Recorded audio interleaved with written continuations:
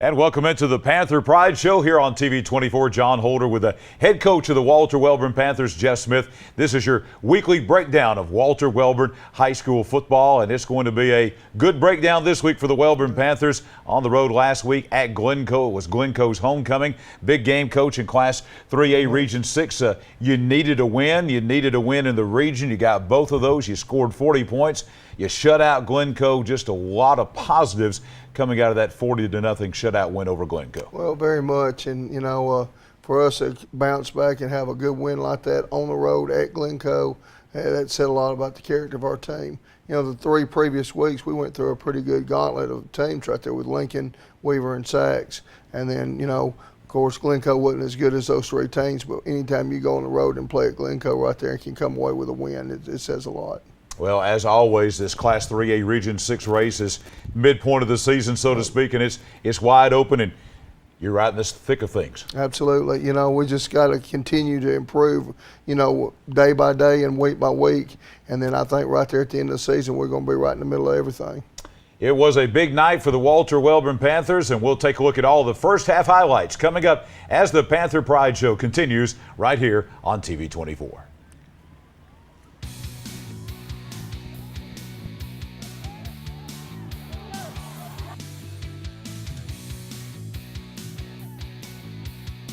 Back on the Panther Pride Show here on TV 24 with Wellborn head coach Jeff Smith. And coach, anytime that you go on the road, you're playing what has become a really big rival in Glencoe through the years since you've played them in region play. You've had some close, tough games with them down through the years. Anytime you go on the road, you're going into another team's place on homecoming.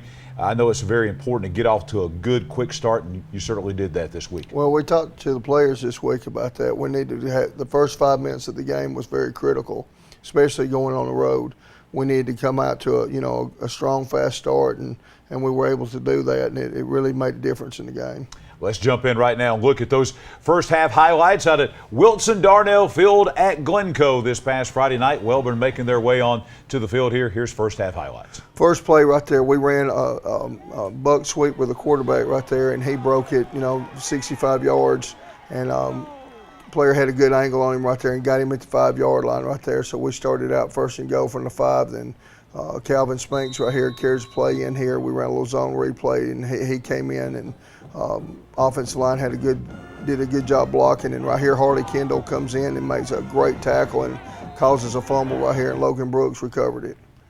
We come back here and ran a similar play that we ran the first time on the goal line right here, and Calvin carries it in right there and scores.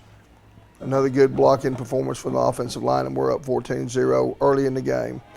Again, we got after them here again, got another turnover.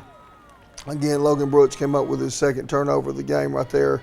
We come out here and ran a good pass right here, and quarterback showed some poise here and got the ball off out here and dumped it to Contreras Hunter, fullback here, and had a nice game. Here we was going to run a little sprint out pass right there, and the receivers were all covered, and Jet pulled it down and took it to the house right here for a good touchdown here. And that puts us up here with our extra point here, 21-0.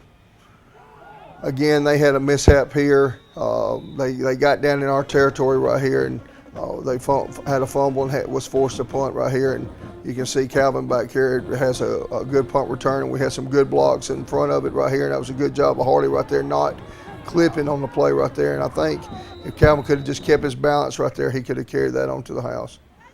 Here, Contreras right here runs a good sweep play here for us right there and has a good run. Again, our offensive line's doing a tremendous job blocking right there, and we're moving the ball down the field.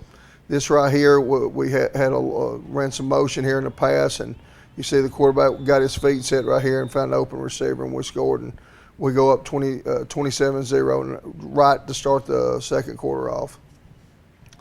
Here they had a mishap on the kickoff, and I don't know how many times through the years that I've been coaching that I've watched the return man drop the ball on the kickoff. It seems like everybody pauses and they end up with a good return with it. They gave us a little set here that we wasn't used to seeing right there, and Jet filled the hole right there and had a good stop. This was a 4th down play right here. They tried to run a little tunnel screen right here, and we pursued the ball right here, and you saw Jet and Calvin and Monte there making a good play. This is Keegan Pritchett right here. He's a junior defensive tackle right there, had a nice tackle. And then they come up here, and they're trying to throw a pass right here, and I think this is Hardy Kendall had a nice sack on the quarterback, and we go in at halftime 27-0. So despite that big kickoff return that you gave up, the goal line stand keeps Glencoe out of the end zone, and you go in at halftime with the shutout still intact. Yeah, we did, and I was proud of the defense, coming up there and getting that stop like they did. They were showing us a set that we wasn't prepared for, a formation, and we went in at halftime and made some adjustments to it that helped us a little bit. But looking back at the game now, even after we got back home after the game and we watched it again, I think we could adjust to it just a little bit better and shut it down even more than what we did. From a coaching standpoint, how tough is it when you're on the road, you're up 27-0, you've dominated the first half both offensively and defensively. How tough is it going in as a coach at halftime to kind of, obviously you're the better team, and that's pretty much evident in the first half, so how hard is it to go in there and keep that focus strong for the second half? Well, it wasn't hard this game at all. We went in there and they had gave us a formation that we wasn't prepared for during the week, and we had to make those adjustments off of it and settle everybody down and make sure that we had it covered. And then, of course, offensively, when we're making adjustments to us offensively, they were filling up the A and B gaps right there, so we had to make an adjustment how we ran a couple plays right there, and we did that and came back out the second half and ended up having a stop. It took us a while to get it stopped, but then the adjustment went offensively. It sprung a run, and then we were able to play our young guys the rest of the game. The defensive dominance continues in the second half. We'll have the second half highlights coming up. And as we go to break, more from the Walter Wellborn Highlander Band. They made the trip up 431 to Glencoe. Here's the Wellborn Panther Band here on the Panther Pride Show.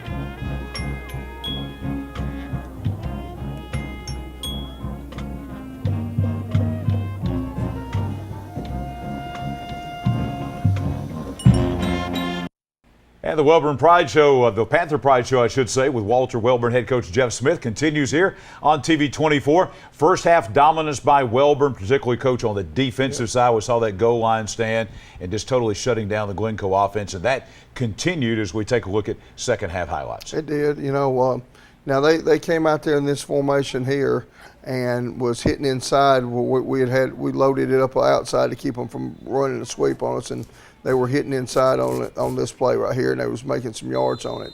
And then we finally made an adjustment to it, and as you can see right here, they tried to pass out of it, and we had a nice sack right there with Keontae Curry. We were able to stop them right here. This was adjustment we made at halftime and busted our trap play on them, and Contreras took it. I think it was almost 65 yards for a touchdown. So that started off the second half. We stopped them on defense and was able on offense come out there with a big play. Now right there's our adjustment that we made against that formation here, and now you're going to see is we pretty much shut it all down now, and that really eliminated that play. Then they got back out of that formation, got back to their normal stuff, and we were prepared for that and forced them into a punt. Here they punt the ball here, and Calvin has another pretty good punt return here, and gets it down to their territory. And now we go back out there with our second offense and turn the ball over in 2 plays right there, and had to go back out there right after that on defense. And now we've made our adjustments here, and we've got our second defense in there playing. And now they've also brought in their young guys too, so they're playing their B-team offense, and we're playing our second offense right now. And here's Kavion West. He's a first-year football player. We talked him into playing football, and this is his first year he's ever played right there, and he just broke a nice run down there and scored. Here we come up here again in our second defense right here. There's Brody Epps is an 8th grader, and Amarian Curry is an 8th grader right there that was out there playing in it right there, and we was real proud of their performance. Well, as you see the final score there, Wellborn beats Glencoe 40-0. And I think the big story out of this game, Coach, you might agree with this, was we saw a lot of great defensive plays and getting that goose egg. In this day and time, high-powered offenses and so forth, it's so hard to get a shutout now at any level of football to be able to go on the road in a region game against a big rival and get a goose egg. And not only from your first-team defense, but that second-team defense came in and they kept the shutout going. Just really impressive. Yeah, I was real proud of them. You know, that's the first shutout we've had since the fourth ball game of last year. So, you know, there's been a whole year span before we've shut anybody out again. And, you know, at Wellborn, we pride ourselves on our defense. And for us to go back and go on the road and get a shutout like that says a lot. Coach, I know you got some great player awards selected by the coaching staff. Let's talk about some of the player awards for this week. That's right. Well, our scrambler again this week was Dylan Gilbert. He had an excellent night blocking. We had a tie between the racehorse between Contreras Hunt and Jet. Jet had over 100 yards rushing. Contreras was right at 100 yards rushing, and I think Jet had like 4 for 5 for 50-something yards passing. Pancake block was Dylan Gilbert, and it was the second play of the game, and it was an outstanding block. I was very impressed by it. Our headhunter was a tie between Logan Brooks and Jet Smith. They both had 10 tackles apiece. Our Big Hog Award winner was Harley Kendall as the best defensive line performance. And Harley, you saw that play where he caused that fumble, and he's been playing pretty consistent for us all year long. 12th man was Calvin Spanks. He had a couple good punt returns that you saw on the highlights. Hardest hit was Contreras Hunt, had a nice hit on a slant pass, and then of course Harley, that play that we saw on the highlights. Men's Panther was Logan Brooks, was the best defensive back and outside linebacker performance. He had 10 tackles and 2 fumble recoveries.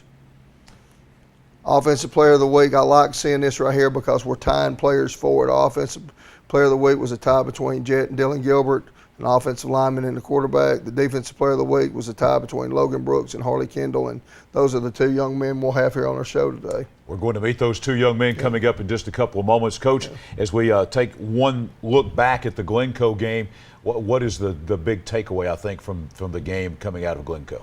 Well, you know, we were able to get better last week, and we were able to take advantage of some time that we had. We had an E-Day in school, so the kids didn't actually come to school on Friday.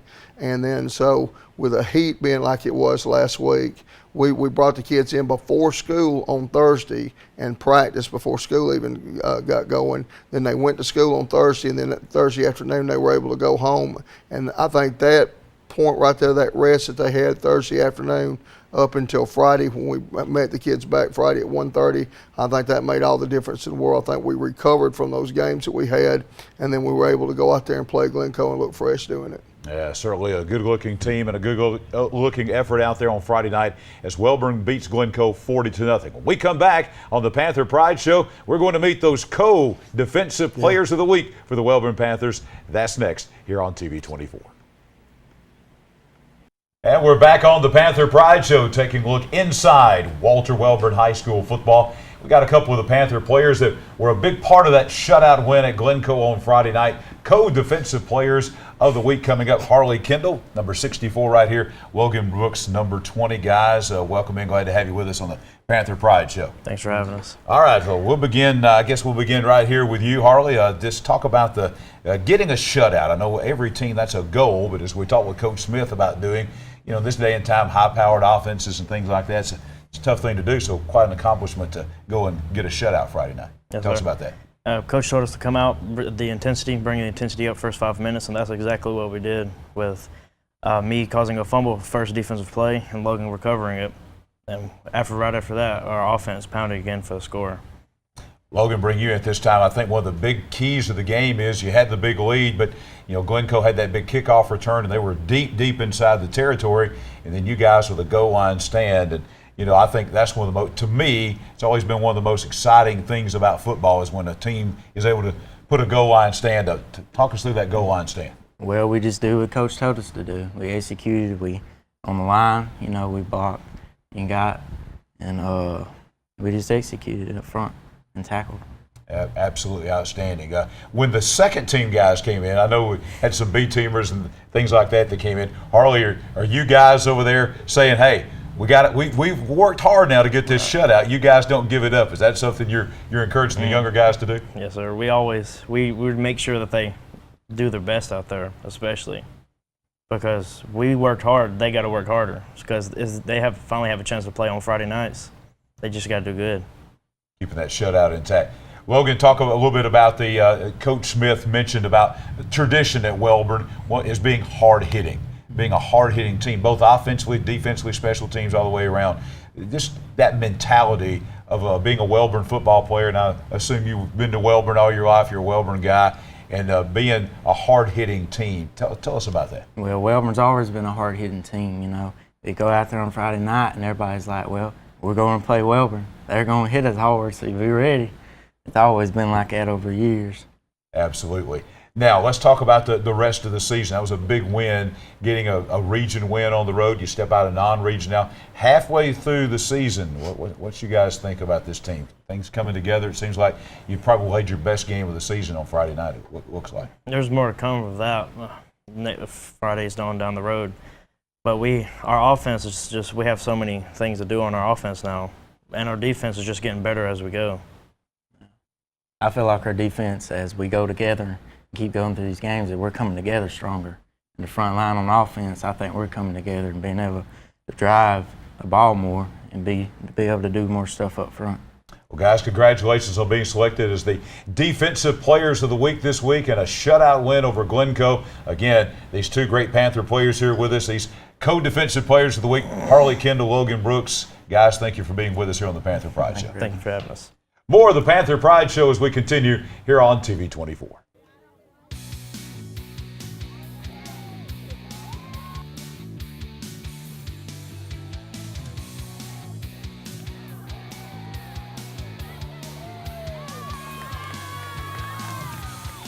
Wrapping up the Panther Pride Show, start looking ahead to really not only next week, but the second half of the season. Panthers sitting here at 3-2 at the break from, I guess, the midseason break as we go into another non-region week. And 3A Region 6, a lot of good football teams in there. You're one of them. You're right in the midst of things. Still a lot of football to be played after this week when you get it back into region play. A lot of big matchups coming up.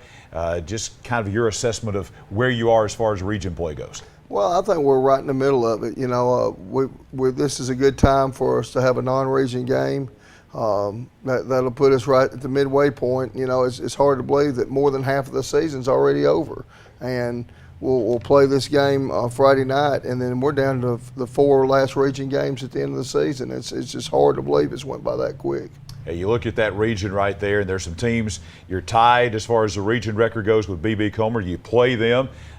You've got Pleasant Valley down below you. You play them. You got a couple of teams above you that you've got a chance to knock off as well in Randolph County and Piedmont. So a lot of football, a lot of exciting football still to be played in this region. Well, and also, you know, we have a young team. You know, we're mainly a 10th and 11th grade team. There's only 3 seniors on it. And the exciting part about that is we're improving. And it seems like every day and every week we're getting better. And that's exactly what we're hoping we would do to start the season, and that's exactly what's happening. So, you know, Harley touched on that offensively. It seems like it's kind of endless what we can do right now. And Logan mentioned about the defense coming together, and I feel like that's happening. And we just got to, again, each practice, it's really not so much our opponent that we're working on now, it's us making us better to play our opponent. The Athletic Association, they kind of, they don't make the schedule, but they do mandate when you can play region games and non-region games. And this week is one of the weeks that is set aside for non-region games. So here's the matchup this week. Walter Welborn stepping out of region play, traveling with their longest road trip of the year, going down to Hanover in Coosa County to take on the Cougars of Central of Coosa. 7 o'clock kickoff down at Keith Bullard Stadium down in the Rockford, Hanover area. Coach, tell us about Central of Coosa and making the long road trip down to Coosa County. Well, at one time they were in our region. If you remember back, I think it's when my oldest son was playing. They were in our region when Dalton Screws and Judd and Shantz and all them were with us. So we played them in 2010 and 2011. So it's a pretty good little trip. It's going to be a little over an hour to get down there. But I think I think you have to get used to taking trips like that if you are going to be a playoff team and get used to playing in the playoffs. So we're going to go into it as trip wise as looking at it as a playoff game right there. And again, you know, their record, they're 0-4, but now they've got some outstanding athletes on that team. You know, let's remember Justin Tuck played for Coosa Central, and you know he was an All-Pro player for the New York Giants and for the Oakland Raiders. So you know they've got athletes down there. As you make this road trip down to Central of Coosa, and we'll bring it back here to the desk now, just your goals for this week going into this game with Central of Coosa, just continued improvement, I would expect. Well, again, I think we have to focus on us. You know, we need to get better tackling. We need to get better, you know, with our kickoff coverage. We need to get better blocking, you know, and I think if we can improve on those things this week, I think then we'll carry them over to the game. You know, I used to go watch Alabama practice a good bit when I was coaching at Hueytown when Coach Saban first got there. And what I was amazed at is they spent more time on themselves than they actually do on their opponent. And if they felt like if they could be fundamentally strong, you know, then it didn't matter what the opponent did. And I feel like that's the kind of approach that we need to take. Well, Coach Smith will be leading the Panthers down Highway 21 to Coosa County, and then he'll be back here next week to look at the highlights of Wellborn and Central of Coosa here on the Panther Pride Show. For the head coach, Jeff Smith, I'm John Holder. We'll see you back here next week.